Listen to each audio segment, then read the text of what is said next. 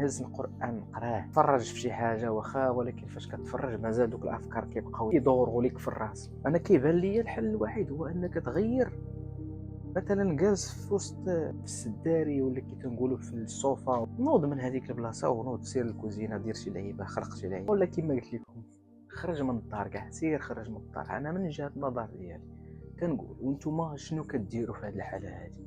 شاركوا معنا هذه الافكار ديالكم، خليونا نعاونوا بعضياتنا، لانه حنا كانسان كبنو ادم كتجينا هذه اللقطه هذه اللي كنكونوا فيها، كتكون عندك واحد الضغط، واحد الانرجي نيجاتيف اللي خايبه، واحد الافكار كيبقاو يدور لك في الراس، الله اعلم منين جاو.